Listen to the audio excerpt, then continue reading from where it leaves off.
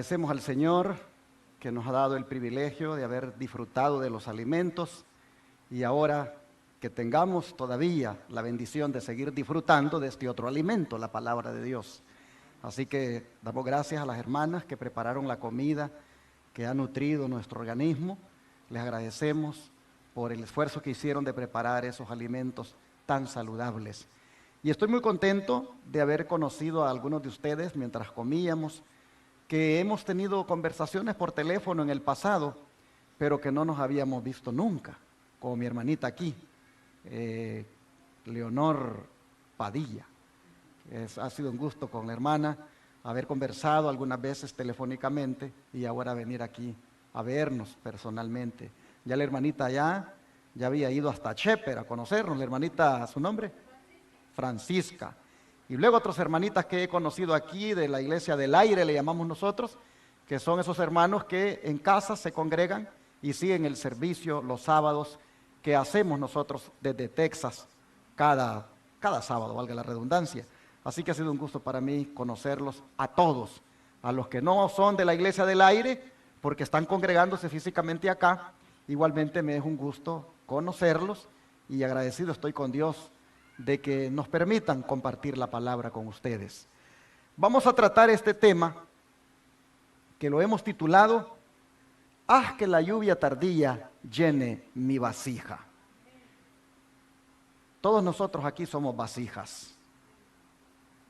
Pero ¿cuántos de ustedes quisieran que la lluvia tardía les llene a ustedes como vasija?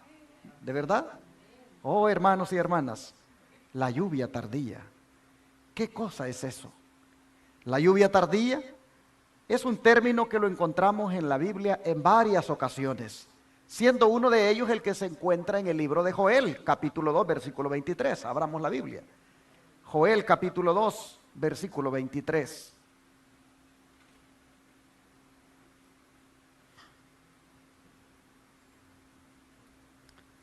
Joel, capítulo 2 y versículo 23. Dice la Escritura: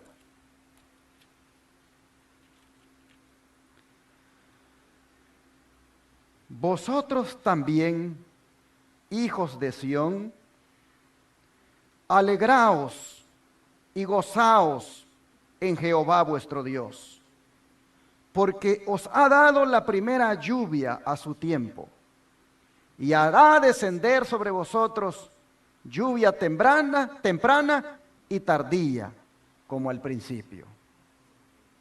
Si bien es cierto, hermanos, las palabras que hemos leído en relación con la lluvia tuvieron una aplicación literal, también tienen una aplicación espiritual. Tienen una aplicación figurada, pues así le fue revelado a la mensajera del Señor, Elena White. Se los pongo acá. Dice: bajo la figura de la lluvia temprana y tardía que cae en los países orientales al tiempo de la siembra y al tiempo de la cosecha, bajo esa figura los profetas hebreos predijeron el derramamiento de la gracia espiritual en una medida extraordinaria sobre la iglesia de Dios. Pero para tener más claro qué quiere decir la sierva del Señor con la expresión derramamiento de la gracia espiritual, veamos la siguiente declaración. El Señor emplea estas operaciones de la naturaleza para representar ni más ni menos, ¿qué cosa? La obra del Espíritu Santo. Como el rocío y la lluvia son dados en primer lugar para hacer que la semilla germine y luego para madurar la cosecha, así el Espíritu Santo es dado para llevar adelante de una etapa a otra el proceso de crecimiento espiritual. La maduración del grano representa la terminación de la obra de la gracia de Dios en el alma. Así que, hermanos, el don profético está haciendo una analogía de las lluvias con el derramamiento del Espíritu Santo. Ahora, ¿cómo se refería el apóstol Pedro a esta misma experiencia? Vamos a Hechos 3, versículos 19 y 20. Hechos 3, versículos 19 y 20.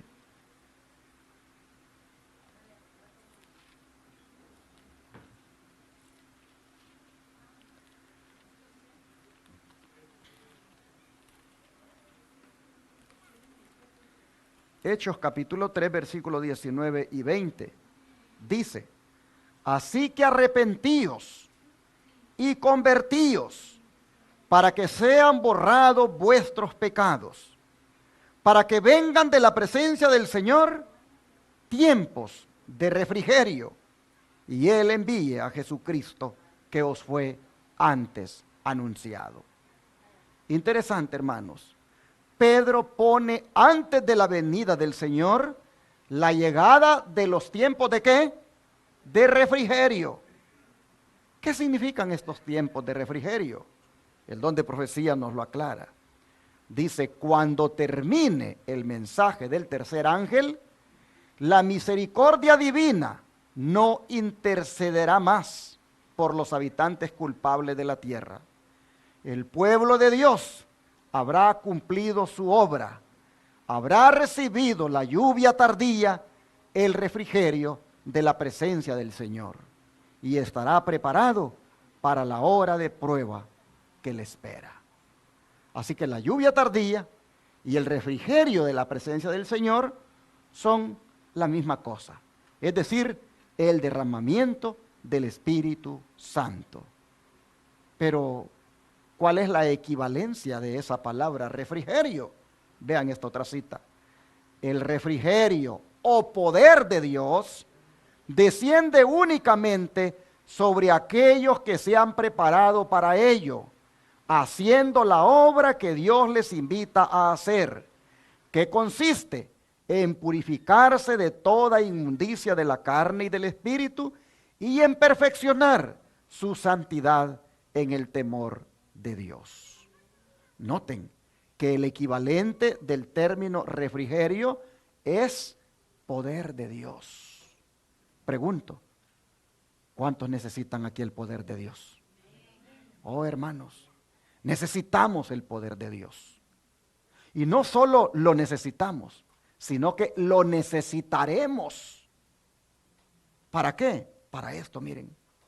Si tenéis una sensación de necesidad en el alma, si sentís hambre y sed de justicia, es evidencia de que Cristo está obrando en vuestro corazón para que lo busquéis, a fin de hacer por vosotros, mediante el don de su Espíritu Santo, las cosas que os es imposible hacer por vosotros mismos.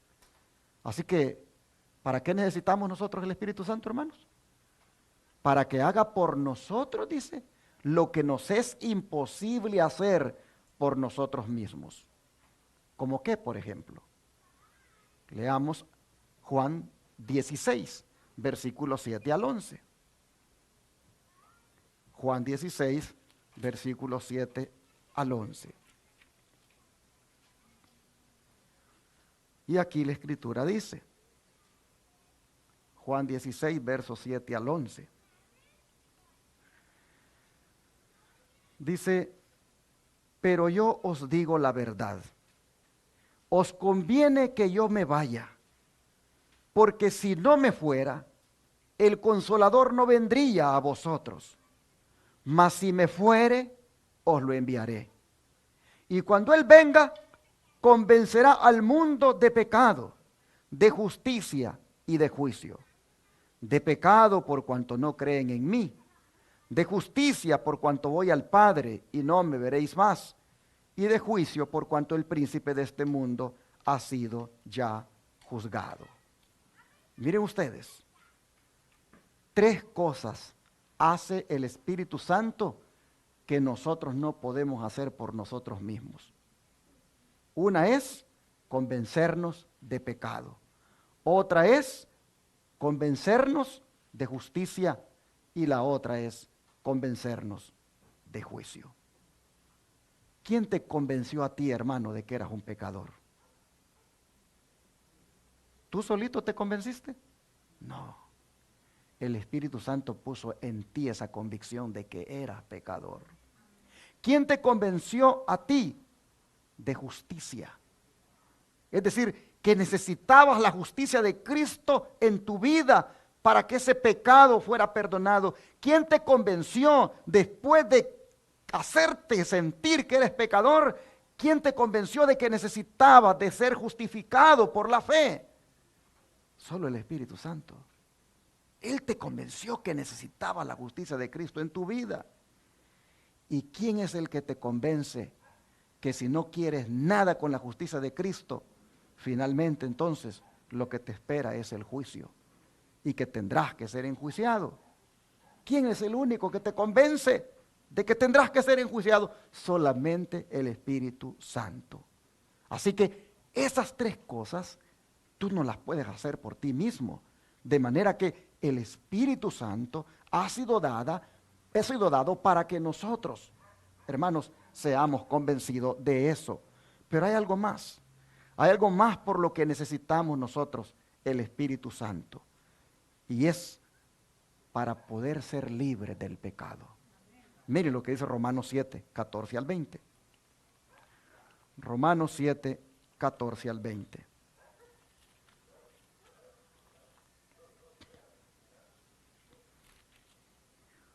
Dice la Escritura: porque sabemos que la ley es espiritual, mas yo soy carnal, vendido al pecado. Porque lo que hago no lo entiendo, pues no hago lo que quiero, sino lo que aborrezco, eso hago. Y si lo que no quiero, esto hago, apruebo que la ley es buena. De manera que ya no soy yo quien hace aquello, sino el pecado que mora en mí. Yo sé que en mí, esto es en mi carne, no mora el bien. Porque el querer el bien está en mí, pero no el hacerlo. Porque no hago el bien que quiero, sino el mal que no quiero, eso hago. Y si hago lo que no quiero, ya no lo hago yo, sino el pecado que mora en mí. Pablo nos está presentando la lucha que él tuvo con el pecado. Y es una lucha que todos nosotros enfrentamos. Pero Pablo solo pudo en esa lucha alcanzar la victoria por medio de una tercera ley. Aquí está hablando él de la ley, del pecado. Está hablando, hermanos, de la ley de Dios también, que es espiritual.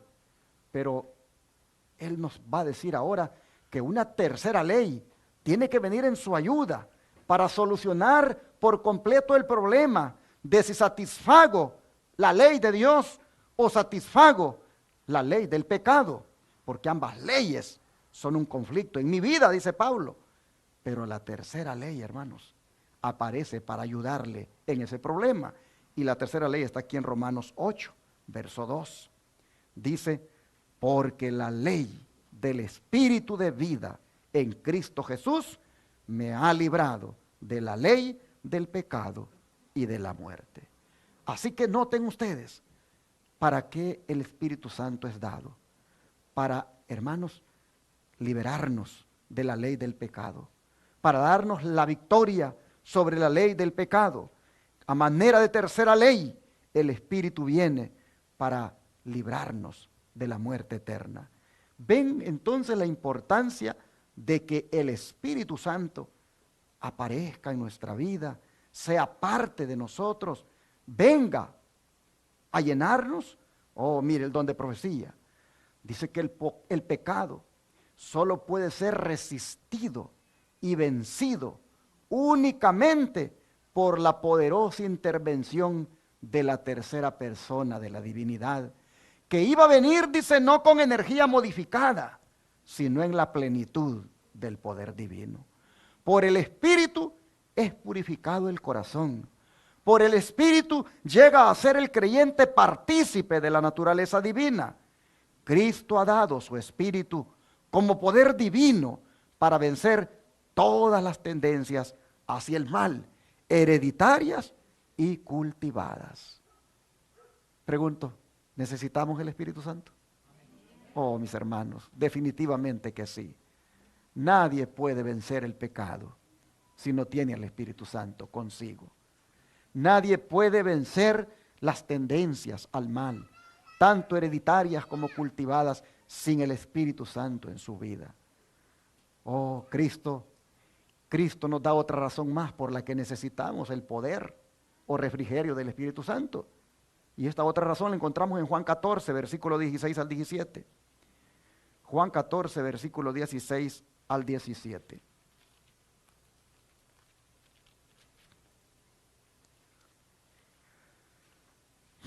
Dice, el Espíritu de verdad.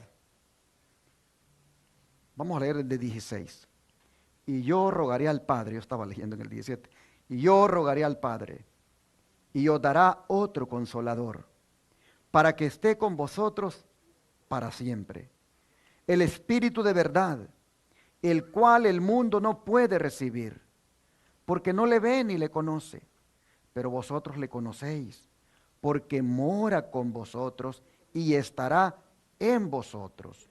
No os dejaré huérfanos, vendré a vosotros. Qué hermoso, hermanos.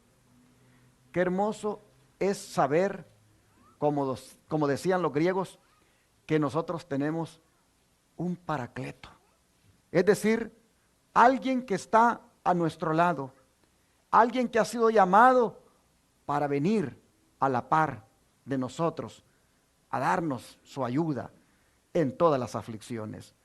Imagínense el cuadro que usted está en un tribunal y a usted le toca hablar, porque usted es el acusado, pero usted tiene allí a la par un abogado y usted se siente bien fortalecido porque esta persona es muy capaz, porque esta persona está allí para ayudarlo a salir del problema.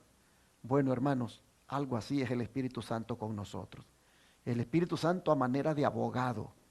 Él siempre está a nuestro lado para ayudarnos en las pruebas, en las dificultades.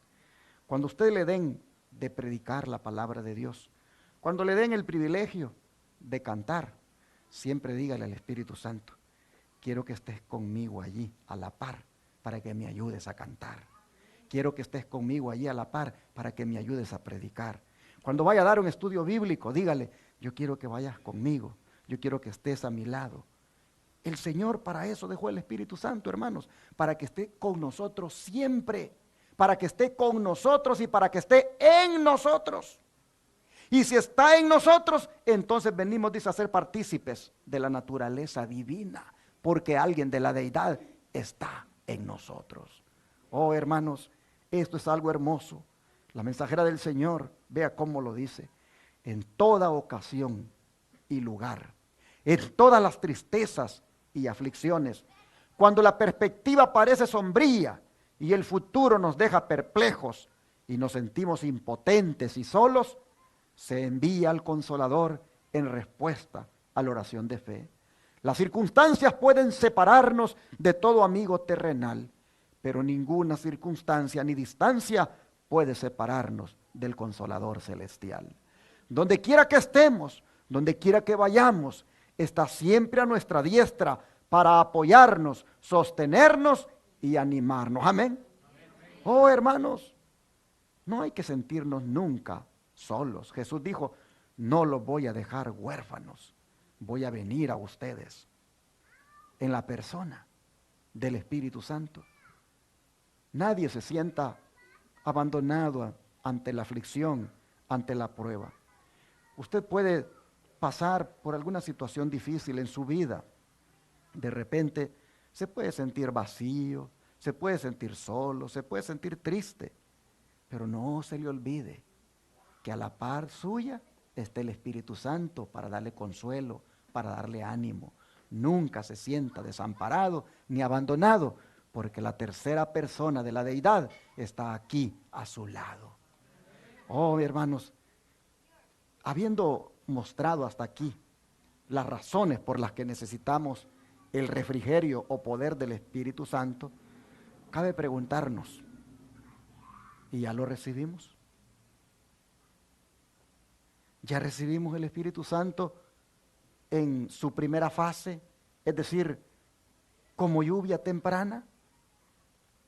Porque hermanos y hermanas, solo los que han experimentado el Espíritu Santo en su primera fase como lluvia temprana, solo ellos van a experimentar la segunda fase como lluvia tardía. Hermanos, es importante asegurarnos, ¿ya recibí el Espíritu Santo? ¿Ya estoy experimentando la lluvia temprana? ¿Qué cosas están sucediendo conmigo? Uno puede saber, hermanos, si a manera de lluvia temprana el Espíritu Santo ya está con uno. Hay maneras de cómo identificar eso. La primera es cuando nos gusta estar ante la presencia de Dios, como estamos todos hoy aquí. Esta es una señal de que la lluvia temprana ha caído sobre nosotros. Si no, ¿dónde estuviéramos? La segunda es cuando nos gusta servir a Dios en cualquier privilegio, cuando nos gusta salir a su obra misionera, cuando nos gusta apoyar la obra del Señor, son señales de que la lluvia temprana ha caído sobre nosotros. Cuando para nosotros Dios es algo especial, Él ocupa el primer lugar en nuestra vida y nosotros siempre estamos buscando agradarlo, hermanos, es una señal de que a manera de lluvia temprana el Espíritu Santo ya llegó. Cuando nos sentimos mal por haber desobedecido a Dios, cuando nos sentimos mal por haber pecado, inmediatamente buscamos al Señor pidiéndole perdón. ¿Quién es el que nos convenció de pecado? ¿Quién es el que nos dijo pecaste, fallaste y buscas al Señor? ¿Quién? El Espíritu Santo. Es una señal de que a manera de lluvia temprana ya llegó en tu vida. Pero asegúrate, hermano, hermana, de que el Espíritu Santo siempre te haga sentir eso. Porque si tú no sientes nada de eso, tú serás un cristiano mediocre. Estarás jugando al cristianismo. Tendrás una doble vida. Nada te motivará a hacer la voluntad de Dios. Solamente llevarás el nombre de cristiano, pero viviendo como un mundano. Porque nada te mueve a buscar de corazón a Dios.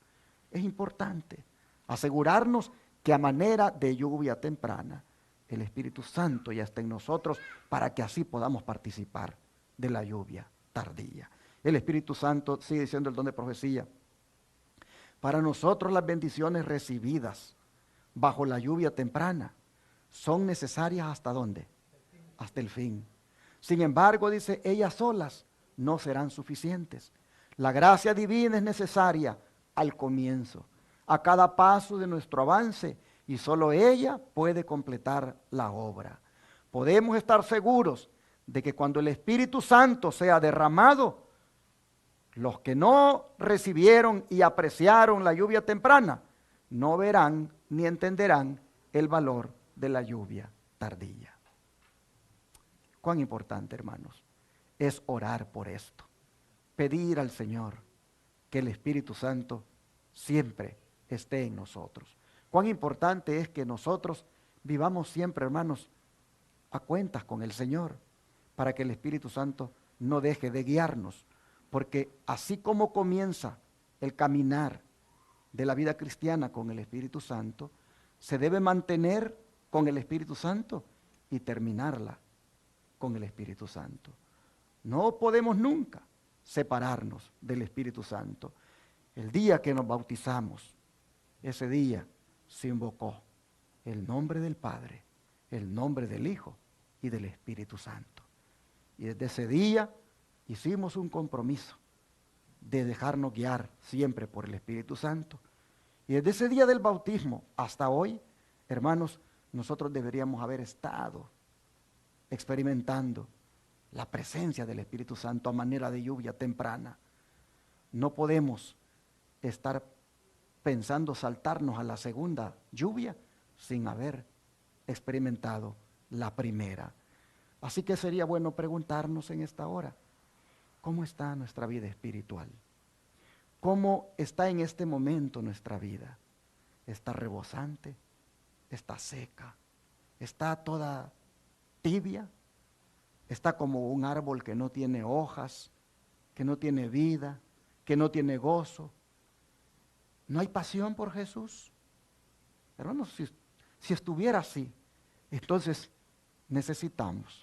necesitamos suplicar para que a manera de lluvia temprana el Espíritu Santo caiga sobre nosotros. Necesitamos pedirle al Señor que nos dé de su Santo Espíritu, porque no podemos seguir viviendo la vida así, toda indiferente. Miren, cuando uno tiene el Espíritu Santo, uno quiere estar siempre donde Dios está. Y yo les pregunto, cuando la congregación se junta, ¿está allí el Espíritu Santo? Entonces, ¿dónde quiere estar uno? En la congregación. Pero qué triste es que nos convoquen ahorita que hay libertad y ahorita que tenemos templo. Qué triste es que nos convoquen a esas santas convocaciones y nosotros no queremos estar ahí. ¿Por qué no queremos estar donde el Señor está? Seamos inteligentes. Si hay manera de venir al culto, hermanos, si hay manera de venir a la iglesia, vengamos porque ahí está el Señor, ahí está el Espíritu Santo con los hermanos. Miren, Zaqueo fue un hombre bien inteligente. ¿Por qué él se subió al árbol sicómoro? Porque él sabía que por allí iba a pasar el Señor. Y él quería estar por donde el Señor iba a pasar. Y cuando él estuvo donde el Señor iba a pasar, ¿qué sucedió? El Señor le dijo a Zaqueo, date prisa, desciende, porque este día o esta noche yo me voy a quedar en tu casa. Se puso donde sabía que el Señor iba a pasar. Así nosotros también, hermanos. Pongámonos donde sabemos que el Señor está. Si el Señor está en la iglesia cuando hay culto, tratemos de estar allí. Si el Señor está en la iglesia cuando se reúnen los hijos de Dios el sábado, tratemos de estar allí. Donde quiera que sepamos que hay algo de Dios, tratemos de estar allí, porque allí está Dios. Ahí está el Espíritu Santo y ahí el Espíritu Santo se manifiesta en las vidas de los que están presentes. Así que, hermanos y hermanas, orémosle al Señor para que nos dé su Santo Espíritu, porque Él está más que dispuesto a dárnoslo. Mire lo que dice Lucas 11. Lucas 11, versículo 9 al 13. Lucas 11, versículo 9 al 13.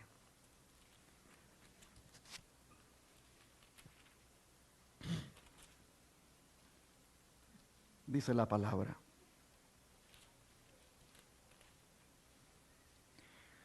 Yo os digo, pedid y se os dará. Buscad y hallaréis. Llamad y se os abrirá. Porque todo aquel que pide, recibe. Y el que busca, halla. Y al que llama, se le abrirá. ¿Qué padre de vosotros, si su hijo le pide pan, le dará una piedra? O si pescado, en lugar de pescado, le dará una serpiente? O si le pide un huevo, ¿le va a dar un escorpión? Pues si vosotros, siendo malos, sabéis dar buenas dádivas a vuestros hijos, ¿cuánto más vuestro Padre Celestial dará el Espíritu Santo a los que se lo pidan? Oh, hermanos, ¿cuántas veces nosotros nos quedamos solamente en el versículo 9 y en el versículo 10? Y ocupamos los textos para pedir trabajo, para pedir salud, para pedir bendiciones materiales y para pedir tantas cosas que necesitamos. Pero no nos vamos más abajo hasta el 13. Y entender de que ese pedid y se os dará, buscad y hallaréis, llamad y se os abrirá, está en el contexto del Espíritu Santo. Hermanos y hermanas, como utilizamos esos textos para pedir cosas materiales, así también, hermanos, pidamos al Espíritu Santo. Oremos para que sea derramado en nosotros. ¿Cuánto, dice, no dará el Señor, el Espíritu Santo, a los que se lo pidan? Así como los padres le dan las cosas a los hijos que les piden. Es importante que pidamos al Señor que nos bendiga, con el Espíritu Santo. Hermanos, todos los días debemos pedir por esto. Dice la sierva del Señor, Elena White, ¿por qué no tener hambre y sed del don del Espíritu? Puesto que es el medio por el cual hemos de recibir poder. ¿Por qué no hablamos de Él, oramos por Él y predicamos acerca de Él? Todo obrero debiera solicitar a Dios el bautismo del Espíritu. Gracias al Señor que el pastor de la iglesia, el pastor Cervantes, y yo no sé si alguien más con él lo decidió, quisieron que se tuviera un tema del Espíritu Santo. Porque esto, hermanos, es esencial, esto es indispensable. Nosotros deberíamos de tener, dice, hambre y sed por el Espíritu Santo. Nosotros deberíamos desearlo. ¿Por qué? Porque al tenerlo, nosotros recibiremos poder, poder para vencer el pecado, poder para vencer la tibieza espiritual, poder, hermanos, para predicar. Ah, cuán importante es que oremos siempre por el Espíritu Santo, pero pedir esto, hermanos, todos los días. Hacer esto de pedir al Señor todos los días. Es interesante cómo esta sierva pregunta en 2 veces, ¿por qué no tenemos hambre del Espíritu? ¿Por qué no hablamos de Él? Oh, hermanos, yo diría de que no lo tenemos y no hablamos de Él porque estamos en el mismo pecado que estaban los del Sanedrín. Aquel Sanedrín judío ante quien compareció Esteban. ¿Cómo estaban ellos? ¿Qué pecado estaban cometiendo? Vamos a mirarlo en el libro de Hechos 7, versículos 51 al 52. Hechos 7, versículos 51 al 52. Vean lo que les dice Esteban. Duros de cerviz e incircuncisos de corazón y de oídos. Vosotros resistís siempre al Espíritu Santo, como vuestros padres, así también vosotros. ¿A cuál de los profetas no persiguieron vuestros padres y mataron a los que anunciaron de antemano la venida del justo, de quien vosotros ahora habéis sido entregadores y matadores? Miren ustedes la tremenda denuncia que hace Esteban del Sanedrín. Les dice que ellos resisten siempre al Espíritu Santo. ¿Qué es eso, hermanos? De resistir al Espíritu Santo. No es otra cosa que no oír la voz de Él, no dejarse guiar por Él. Oh, hermanos, Esteban en su defensa ante el Sanedrín les dice, ustedes resisten al Espíritu Santo.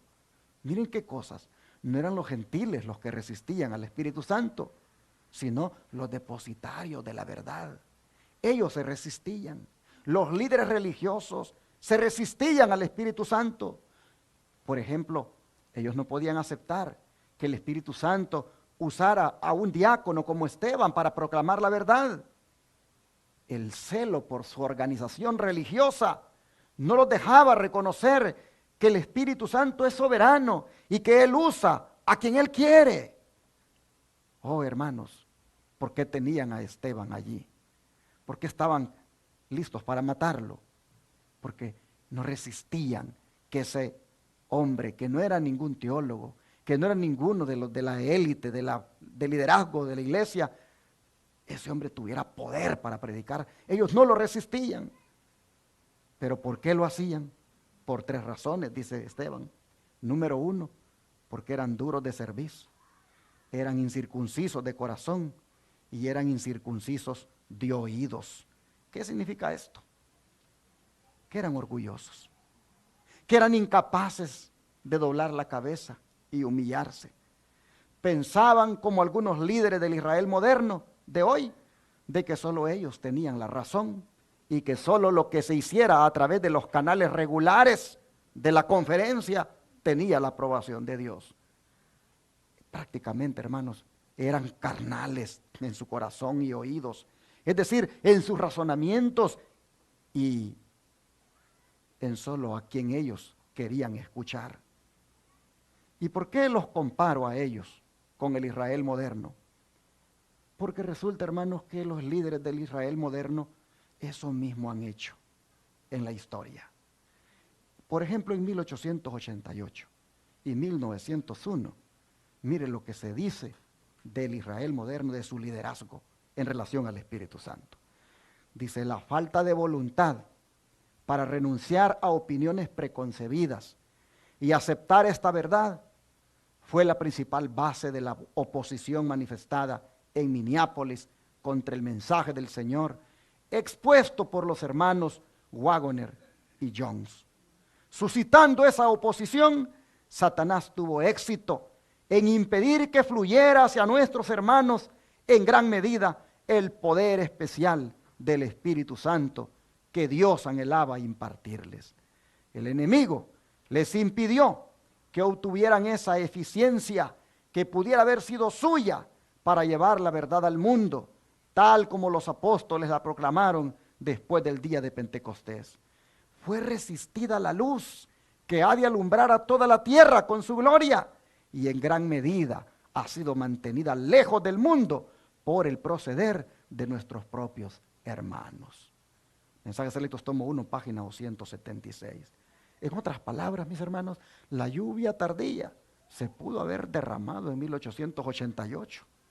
¿Pero por qué no se dio? Dice, por la falta de voluntad para renunciar a opiniones preconcebidas. ¿Cómo se le llama esto? Orgullo y prejuicio. No aceptaban que Waggoner y Jones, esos campeones de la justificación por la fe, esos que predicaban que en Cristo el hombre es justificado por la fe. Oh, hermanos, ellos no aceptaban eso y rechazaban ese mensaje, y al hacer eso estaban rechazando que el Espíritu Santo se derramara. Años más tarde, en 1901, volvió a ocurrir. El Espíritu Santo otra vez quiso derramarse y se encontró con los mismos obstáculos. Pues vean, cierto mediodía, dice, estaba escribiendo sobre la obra que podría haberse hecho en el último congreso de la Asociación General, el de 1901. Si los hombres en cargos de confianza, es decir, los líderes, hubieran seguido la voluntad y el camino de Dios, aquellos que habían tenido gran luz no habían caminado en ella. La reunión terminó y no se había efectuado un cambio de actitud. Los hombres no se humillaron ante el Señor como deberían haberlo hecho, y el Espíritu Santo no fue impartido. Oh, hermanos, otra vez los ministros y delegados de aquel congreso seguían manifestando el mismo defecto de carácter, el orgullo, impidiendo así que el Espíritu Santo se derramara en aquel congreso. Dice, procuré ver la humildad de corazón que debiera siempre asentar como una vestimenta apropiada sobre nuestros ministros, pero no la llevaban. Busqué el amor profundo por las almas que el maestro dijo que debían poseer, pero no lo tenían. Quise escuchar las oraciones fervorosas ofrecidas con lágrimas y angustias de corazón en favor de los impenitentes e incrédulos en sus propios hogares y en la iglesia, pero no se escuchaba ninguna. Quise escuchar las plegarias hechas en demostración del Espíritu, pero faltaban. Busqué a los portadores de cargas que en un tiempo como este debieran estar llorando entre la entrada y el altar, diciendo, perdona, oh Jehová, tu pueblo, y no entregues al oprobio tu heredad. Pero no escuché semejantes súplicas. Unos pocos que son fervientes y humildes buscaban al Señor. En algunas de estas reuniones, 1 o 2 ministros sentían su responsabilidad y estaban sobrecargados como carretas bajo el peso de las gavillas, pero la mayoría de los ministros no tenían más conciencia de la santidad de su obra que los niños. Testimonios para la Iglesia, tomo 5, página 155. En otras palabras, en 1901, las cosas estaban como cuando Jesús vino aquí a la tierra, que el liderazgo de la iglesia no estaba listo para recibirlo y solo unos poquitos pastores allá en la aldea de Belén, estaban estudiando las profecías y a ellos les fue revelado el grande privilegio de que el Señor ya estaba aquí en esta tierra. En 1901 igual unos poquitos ministros, dice, estaban realmente orando, intercediendo, suplicando por el Espíritu Santo. Solo unos cuantos mostraban ese temor del Señor. Los demás simplemente ostentaban el cargo de pastores, ostentaban el cargo que tenían en la obra, pero lleno de orgullo, y así el Espíritu Santo no se derramó. Un texto que mejor define lo que debió haber ocurrido y que debería estar ocurriendo ahora es el que se encuentra en 2 Crónicas 7:14. 2 Crónicas 7:14.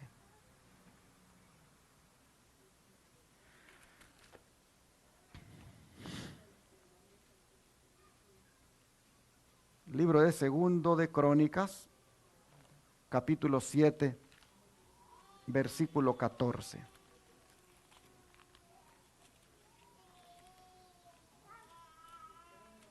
Y la Escritura dice: si se humillare mi pueblo, sobre el cual mi nombre es invocado, y oraren y buscaren mi rostro, y se convirtieren de sus malos caminos, entonces yo oiré desde los cielos y perdonaré sus pecados y sanaré, ¿qué cosa? Su tierra. ¿Cuándo dice? Cuando mi pueblo se humillare.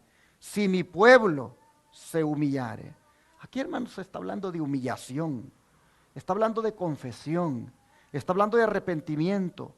Aquí se está hablando de tres cosas que para efectos prácticos de salvación deben avanzar juntas: humillación, confesión y arrepentimiento. Eso debió haber ocurrido en el Congreso de 1888 que hizo el Israel moderno, debió haber ocurrido en 1901 y debió haber ocurrido ya, hermanos, hace tiempo en la iglesia remanente. Hace falta humillación, hace falta confesión, hace falta arrepentimiento. Tres cosas que tienen que avanzar juntas. Pero al frente de estas tres, es interesante que marcha la humillación. ¿Por qué la humillación? Porque, hermanos, en la humillación está la base de todo. Sin ella nunca ha comenzado la vida eterna. Jesús lo dejó establecido al describir el carácter de los súbditos de su reino. ¿Qué dijo él en Mateo 5, verso 13? Mateo 5, verso 13.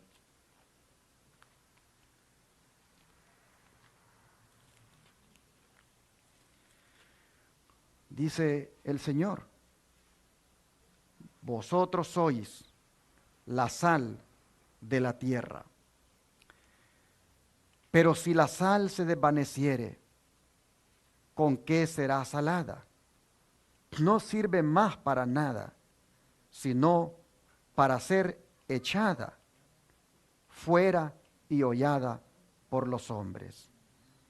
Pero antes el Señor ha estado hablando de las bienaventuranzas y ha mencionado que son bienaventurados los pobres en espíritu, los que lloran, los mansos, los que tienen hambre y sed de justicia, los misericordiosos, los de limpio corazón, los pacificadores, los que padecen persecución. Pero en estos mansos, hermanos, en estos pobres en espíritu, están los humildes.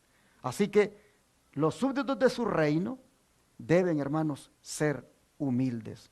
Los pobres en espíritu son los humildes y con ellos mora el Señor. Pues vea lo que dice Isaías 57, verso 15. Isaías 57, verso 15.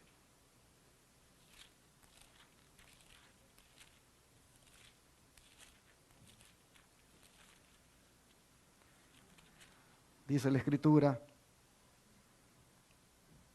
porque así dijo el alto y sublime, el que habita la eternidad y cuyo nombre es el Santo.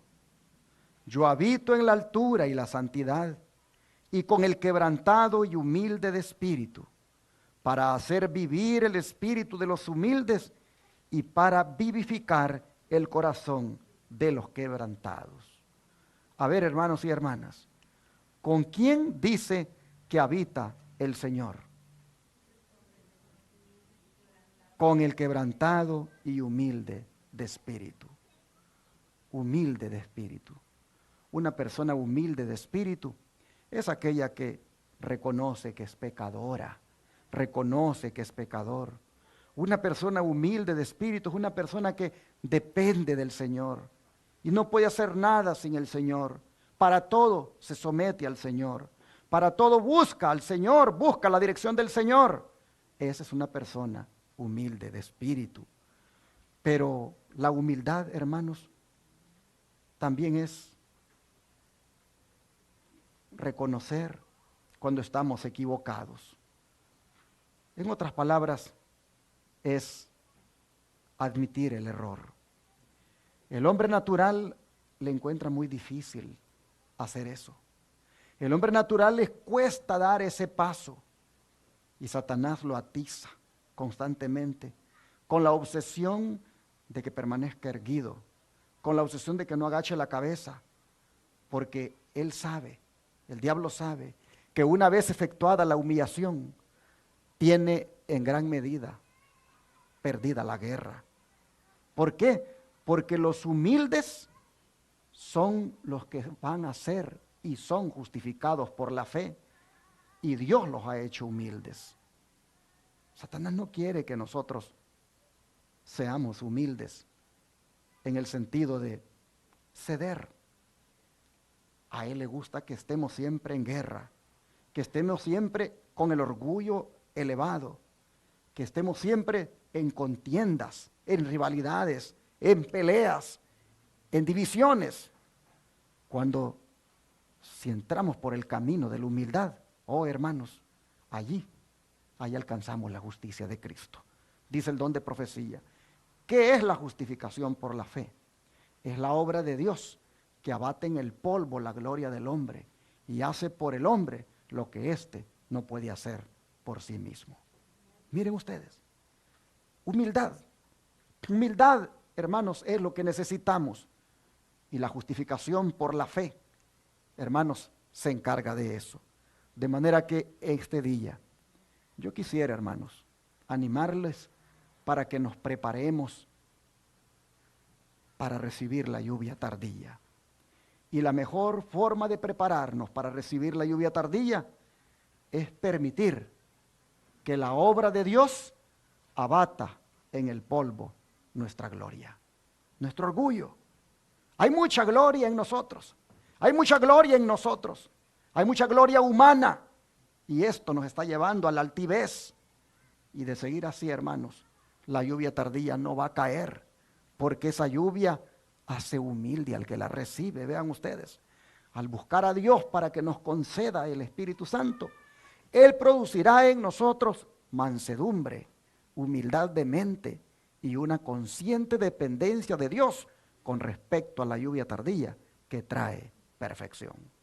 Así que solo el Espíritu Santo nos puede hacer humildes. Los necesitamos.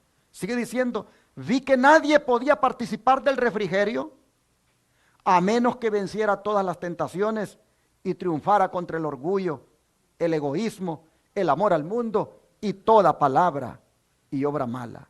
Recuerden todos que Dios es santo y que únicamente seres santos podrán morar alguna vez en su presencia.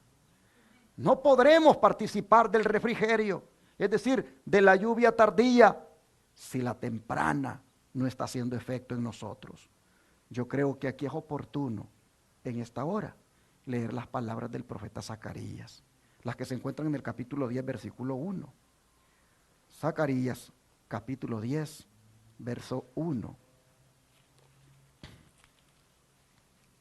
Y dice el profeta, pedid a Jehová lluvia en la estación tardía.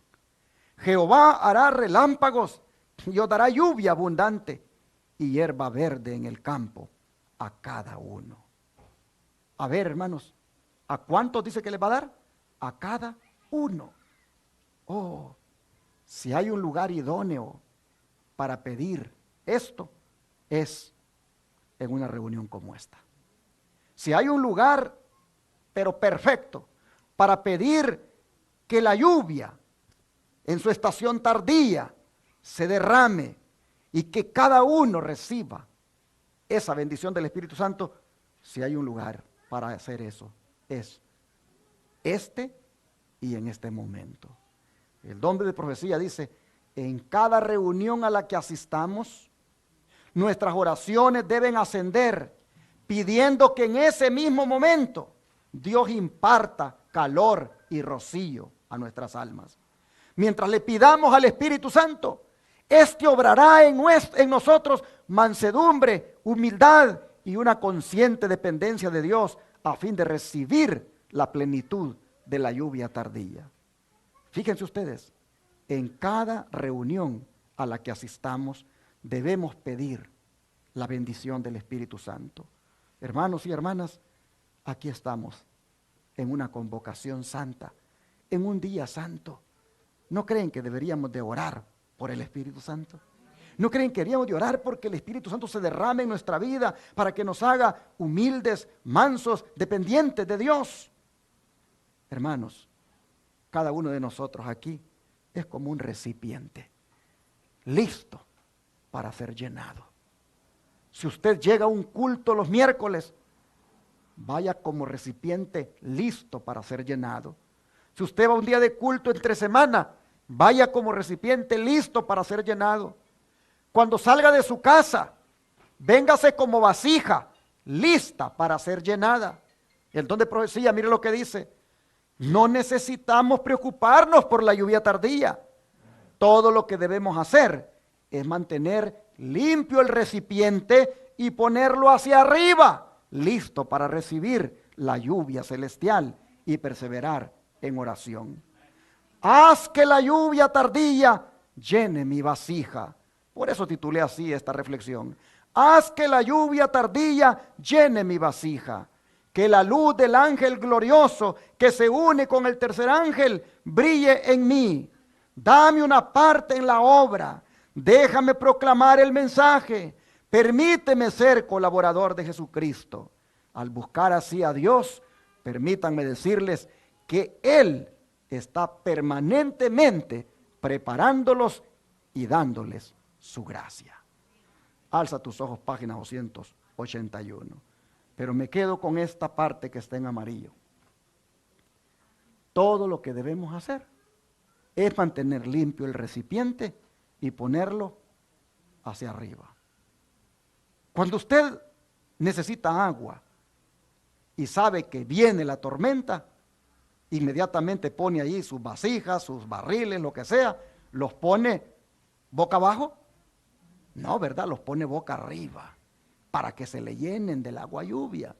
Bueno, dice el Señor, cada uno de ustedes, dice aquí el don de profecía, cada uno de ustedes son vasijas, pero pongan la boca arriba. Porque el problema con ustedes, dice, es que como que anduvieran con boca abajo, de boca abajo se ponen y así no son llenados. Hermanos, pongámonos boca arriba para que seamos llenados del Espíritu Santo. Pero antes, mire, limpiemos el recipiente. ¿Cuál? El corazón. Limpiemos, hermanos, nuestro ser. Limpiémoslo en la sangre de Cristo. Limpiémoslo en la sangre del Cordero. Y luego pongámoslo boca arriba para que la lluvia tardía se derrame. Pregunto en esta tarde, ¿cuántos de verdad quisieran, como vasija, ponerse boca arriba para que el Espíritu Santo sea derramado en ustedes? ¿Cuántos? Levanten la mano. ¿Cuántos quisieran que oráramos ahorita para que el Espíritu Santo descienda? Vamos a orar, arrodillémonos.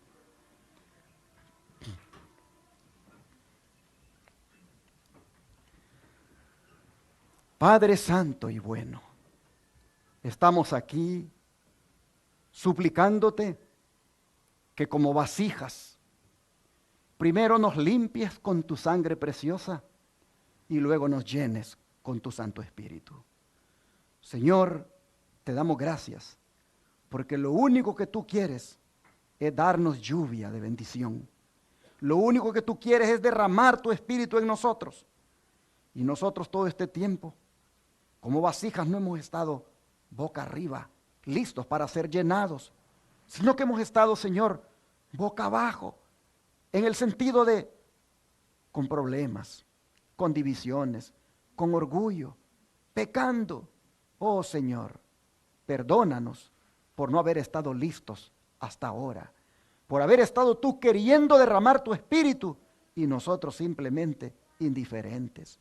Pero aquí estamos, Señor, no solo reconociendo nuestro error ahora, sino también pidiéndote que nos perdones y suplicándote que nos concedas el don del Espíritu Santo. Padre, te ruego que cada uno de mis hermanos y hermanas aquí sea bendecido con el derramamiento de tu Espíritu. Te ruego, Señor, que cada uno de mi hermano y mi hermana aquí pueda orar por esto todos los días, anhelar ser bautizado con el Espíritu Santo. Y te pido, Señor, que hoy y todos los días anhelemos esto y nos des la bendición de contar con tu Espíritu Santo. Gracias, Señor, lo creemos que lo estás enviando, lo creemos que está viniendo a nuestra vida, lo creemos que nos guiará y lo creemos que andaremos con Él y estará en nosotros. Lo agradecemos desde ya en el nombre de Jesús. Amén.